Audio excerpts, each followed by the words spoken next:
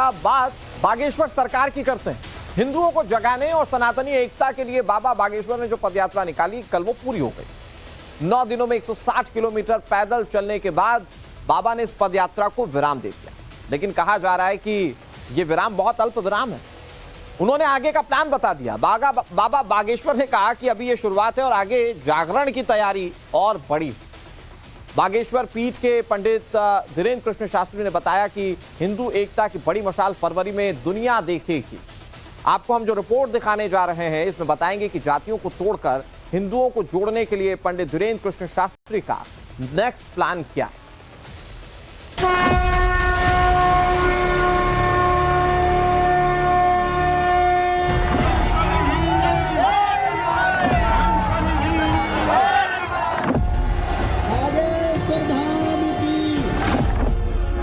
इसमें सनातन के अंदर ये जो छुआछूत भेदभाव ऊंच नीच भरी हुई है, ये मिट जाए।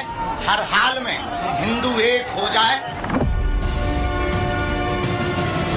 हम सब मंदिरों में जा जा करके हिंदुओं को एक करने के लिए, भेदभाव और छुआछूत को मिटाने के लिए हर शनिवार मंगलवार को सेवा करेंगे।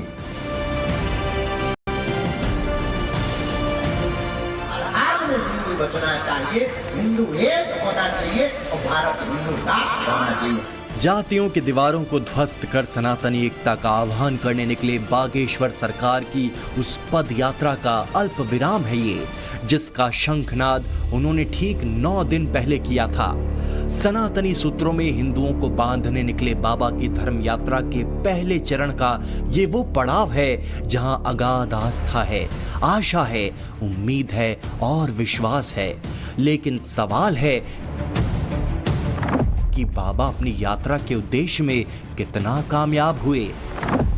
क्या इस यात्रा के बाद हिंदू एकता का उद्देश्य आगे बढ़ा या फिर तमाम यात्राओं की तरह ये भी यूं ही खत्म हुई?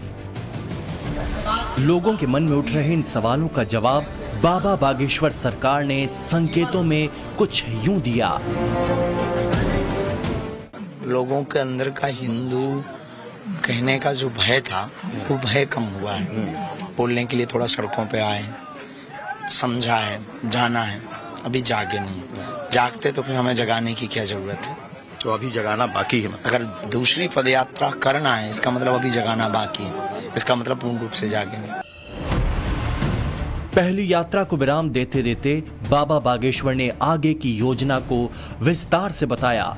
हम उसके बारे में बताएंगे, मगर उससे पहले जान लीजिए कि सनातनी सिरमौर बने पंडित धीरेन्द्र शास्त्री ने अपनी इस यात्रा से लोगों को कितना प्रभावित किया।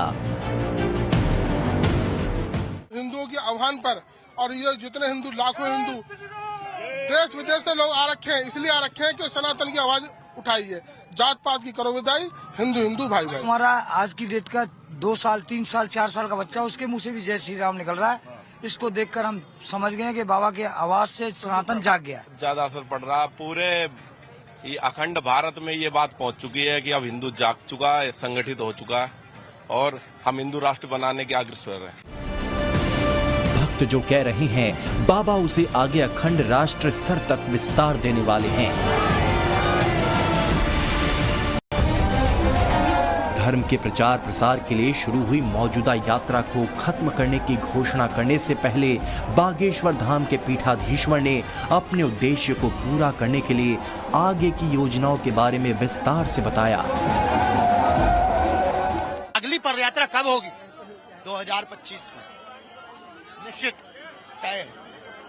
तब तक छोटी छोटी यात्राएं चलती रहेंगी, छोटे छोटे उपाय चलते रहेंगे सामाजिक समरसता के लिए।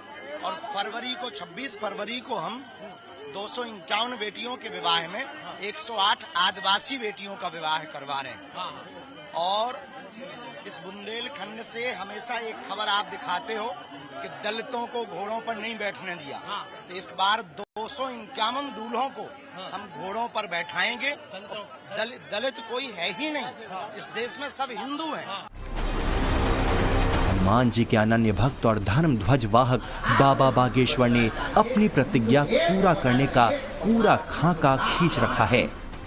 इसकी अहम कड़ी है ये सामूहिक शादी, जिसे बाबा बागेश्वर हर साल पूर्ण करवाते हैं। जातियों को खारिज कर सनातनी शब्दों का इस्तेमाल करने वाले बाबा गैर हिंदुओं के पुरखों को हवाला दे रहे हैं, साथ ही पड़ोसी देशों के हिंदुओं की भी फिक्र कर रहे हैं। जितने भी हिंदुस्तान में रहते हैं सब हिंदू हैं, क्योंकि ये हिंदुओं का स्थान है। यहाँ रहने वाले मुसलमान भी कन्वर्टेड ही हिंदू हैं। उनके दादा के परदादा के दादा हिंदू ही निकले। हिंदुओं के वैश्विक एकता की बात करने वाले बाबा बागेश्वर ने अपनी यात्रा की शुरुआत अपने धाम से की थी। इस दौरान उनके समर्थन में बेहिसाब लोग आए। सड़कों पर उनके पीछे पीछे हिंदुओं की भीड़ चलने लगी। इस दौरान कुछ विघ्न हुए, कुछ बाधाएं आईं। बाबा के पैर में छाले पड़ गए। किसी ने फूल के साथ मोबाइल उछाल दिया बाबा पर,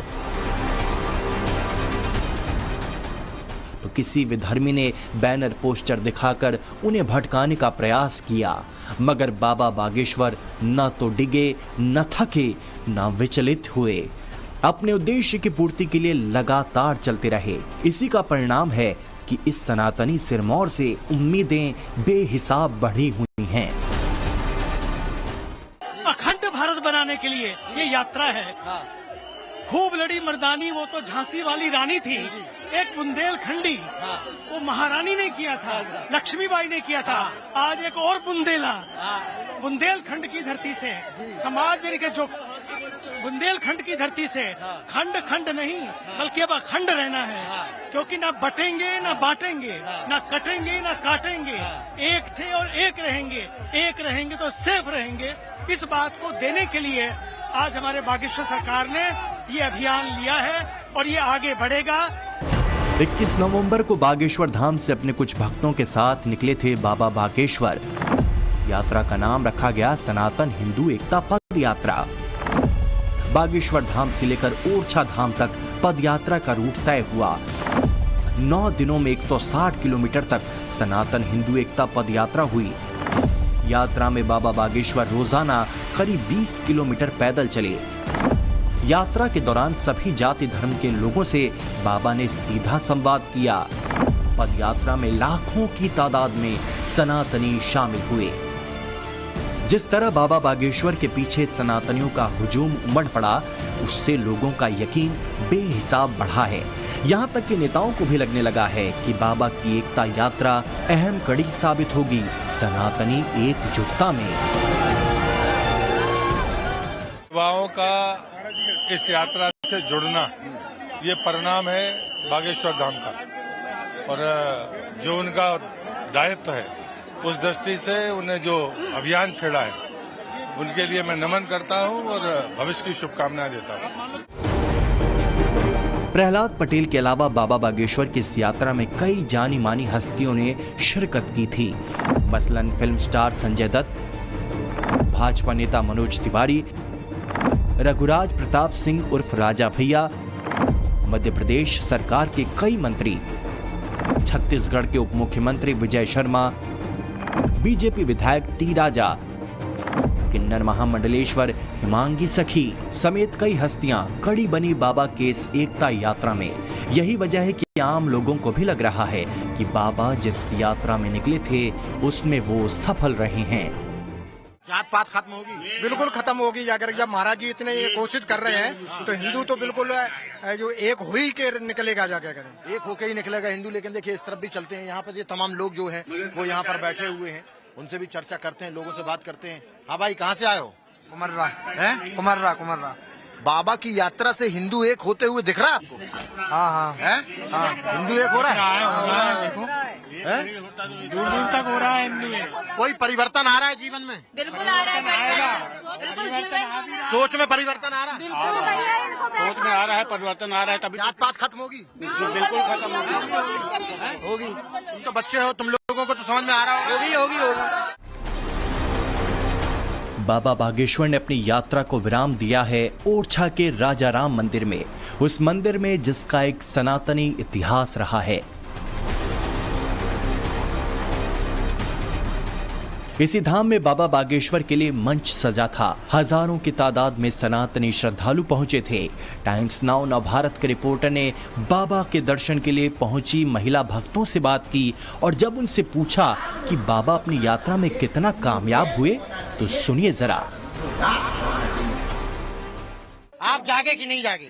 बिल्कुल जागे, हम जागे, आप जागे हैं, सारी जनता जाग रही है, सनातन लोग जाग रहे हैं, बहुत अच्छी तरह जाग रहे हैं। हिंदू एक छत के नीचे एक मार्ग पर सनातन धर्म की ओर बढ़ रहे हैं। मुझे बहुत गर्व हो रहा है कि मेरी पीढ़ी, मतलब मेरे युवाओं के अंदर उत्साह जो उत्साह है, गर्व से कह सकते हैं हम हिंदू हैं। बाबा की इस पदयात्रा के समापन के मौके पर जगत गुरु राम भद्राचार्य शरीखे विद्वान मौजूद थे। चारों ओर भगवा झंडा लिए भीड़ बैठी हुई थी। सबने बाबा की बातें सुनी और बाबा आगे का संदेश देकर अपनी प्रतिज्ञा की पूर्णता के लिए आगे बढ़ गए। आज की समापन की यात्रा के बाद में कुछ 1 घंटा तुम्हारा, हिंदू राष्ट्र हमारा। बिल्कुल, तो यहाँ पर बाबा बागेश्वर धीरेन्द्र कृष्ण शास्त्री जी सीधे तौर पर कह रहे थे कि 1 घंटा सभी लोगों का चाहिए और 1 घंटा तुम्हारा, हिंदू राष्ट्र हमारा, इस नारे के साथ में यहाँ पर उनकी आज यात्रा का समापन हो गया है। जनता के मन में इस पदयात्रा के बाद में कितना असर हुआ है, सनातन एकता यात्रा जो ये पदयात्रा निकाली गई थी, उसका कितना असर आने वाले दिनों में देखने को मिलेगा, क्योंकि आने वाले दिनों में फिर से बाबा बागेश्वर पदयात्रा करेंगे।